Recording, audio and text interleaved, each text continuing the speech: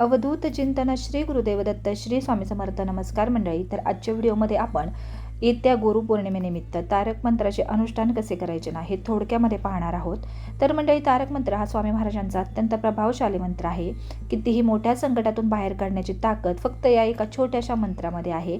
जर आपल्या आयुष्यामध्ये कुठल्याही प्रकारच्या कठीण समस्या असतील आणि काही केल्या त्या सुटत नसतील, म्हणजेच नवरा बायकोची भांडणं असो किंवा मुलं घरातली चिडचिड करत असतील किंवा तुम्हाला सतत भीती वाटत असेल, नैराश्य येत असेल, घरातील कोणालाही दीर्घ आजारपण असेल, तर अशा समस्या तारक मंत्राच्या या छोट्याशा उपायाने ना या सगळ्या समस्या कायमच्या सुटतात. यासाठी आपल्याला रोजची सकाळची देवपूजा करून झाल्यानंतर एखाद्या स्वच्छ ग्लासात पाणी घ्यायचं आहे, पिण्याचं पाणी. डाव्या हाताच्या तळहातावरती तो ग्लास ठेवून त्याच्यावरती आपला उजवा हात ठेवून 11 ते 21 वेळा आपल्याला तारक मंत्र म्हणायचा आहे. आणि त्यानंतर आपल्याला म्हणजे तारक मंत्र म्हणून झाल्यानंतर तो हात काढून आपल्याला आपली जी काही इच्छा असेल ती पाण्याकडे पाहून म्हणायची आणि त्या पाण्यावरती फुंकर मारायची आहे.